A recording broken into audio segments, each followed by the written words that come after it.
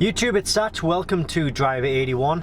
In this video we're going to take a short look at the iCarsoft BMM version 1.0 and the BMM version 2.0, two of the newest diagnostic tools on the market for BMW and Mini owners and vehicles. So there are a few differences between the two kits which I'll get into, I'll touch on briefly, and then what I'll do is we'll plug the kits into the actual vehicle and we'll show the tools actually diagnosing a fault and resetting a fault, and just basically going through the menu systems and showing you sort of how to use the kit. So we'll start with, first of all, the BMM version 1.0. So obviously there are a few differences between the two kits, and to quash an instant myth, a lot of people think that the BMM version 1.0 has been replaced by the version 2.0. Well, that's not the case. They are both brand new kits, they are both new kits, the current kits. The difference is the version 2.0 has a few more features than the version 1.0, so I'll get into that soon. In fact, I'll get into it now. The version 1.0 will cover all of the main systems, so it's going to cover systems like engines, airbags, ABS, transmission, parking sensors, air conditioning, power steering, alarms, you know, the basic systems within the vehicle. It will also do the oil service resets. So that's the version 1.0. The version 2.0 will do everything that the 1.0 will do, but it will also do with the systems, what else will it do? It will do electronic parking brake, it'll do DPF, diesel particulate filter, including forced regeneration, electronic throttle control, and steering angle sensor as well. Oh, and battery registration. So a lot of the newer vehicles with the stop-start systems, they require a certain type of battery. Now when you install these batteries, they need to be registered to a vehicle or accepted by the vehicle. You can do that with the version 2.0. So instead of me talking and just yabbering on about these two kits, I think probably the best thing to do would be to plug one of them in, and we'll show you the menu system and we'll have a look at the kit actually diagnosing the fault. So we'll start with the version 1.0. Let's plug that in now. Okay, so we have the tool plugged in now. Obviously this BMW, just excuse this steering ball because the owner does have this fitted, but what I've done is I have triggered an airbag warning light in this vehicle. So I've unclipped the connections underneath the seat, and as you can see, we've got the airbag light showing there, and obviously the airbag message on the message center. So what I'll do is I'll just move that to one side for now, and we'll show you the tool. So this is the kit. Now what I would recommend you doing first of all is going to the setup. It's entirely up to yourself. Just go to buzzer and turn the buzzer off, because it's a little bit annoying for me. But there we go. So we've got diagnostics, oil reset, voltage, EOBD. I'll go through these. These ones are really options which you may or may not use. They just focus on the setup of the tool and about the tool, about the software. So the diagnostics is where you go if you want to diagnose all of the systems within the vehicle. The oil reset, that speaks for itself. So if you want to do the service reset, you'll get the service messages coming up. If you do battery voltage, it just gives you a current voltage and the minimums and the maximums from this exact test. And then OBD2 and EOBD, that basically just allows you to diagnose any other vehicle for the engine system. So say for example you may own a BMW, but you may also have a Mercedes, a VW, a Ford, an Audi, something like that. This option will allow you to diagnose the engine system only on other vehicles. But for now, what we are going to do is click into diagnostics,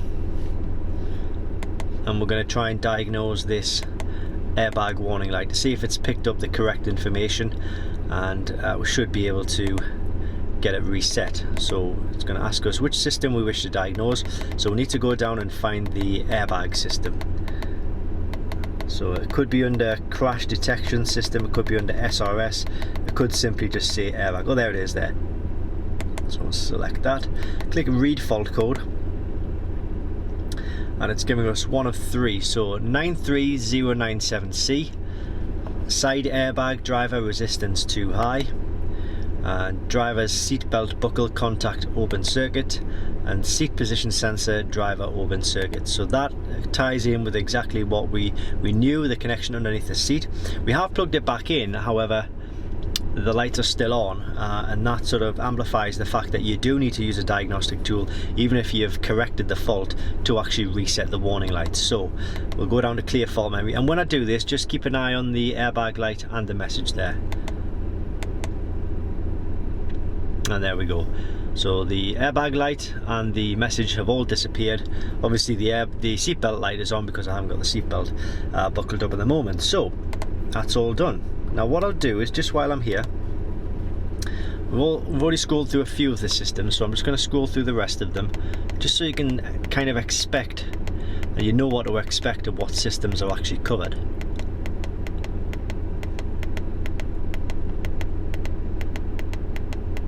So for all of these systems, it's going to basically allow you to diagnose, read the fault codes, and providing the fault is fixed, then you should be able to erase the trouble codes and then reset the appropriate warning light. So I'll just scroll back to the airbag just so we've got another good look, and there we are.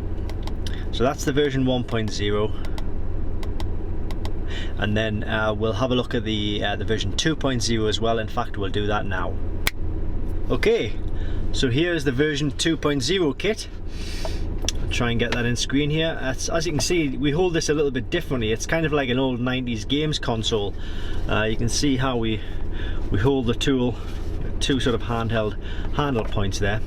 But the screens are, well, they may look a little similar, but I'll show you what the differences are. So obviously the diagnostics is exactly the same as the version 1.0, and so is everything else. So the voltage, the OBD2 and the E-OBD, and then the other options as well, these are all exactly the same. You notice I'm touching these, but it's not touch screen. You have to use the toggle buttons here. So the difference really is in the service menu. So if I click enter, obviously I forgot to turn the buzzer off on this one. Then we've selected with new options, so we've got oil reset, which is the same as the version 1.0, but then all of these are new options. So you've got the electronic parking brake, so you can open and close the calipers for when you're changing the brake pads, and obviously diagnose and reset any faults with the parking brake, the electronic parking brake. Battery registration, so this is what I meant earlier, when if you've got a stop-start battery or the newer style batteries, then you need to register a specific battery to a specific vehicle. You can do that with this option here. Electronic throttle control, steering angle sensor, and DPF. So obviously if you have a diesel vehicle, I think all of them now, they'll be fitted with DPF or diesel particulate filters, and from time to time these filters can actually clog up with soot, so you may need to do a forced regeneration, or you may need to do a simple reset of a message or a warning light that you have on screen. So that is very useful for that particular function. And other than that, everything else is exactly the same. I mean, what I did is I've re-triggered the airbag light, so I'm just going to show you really quickly.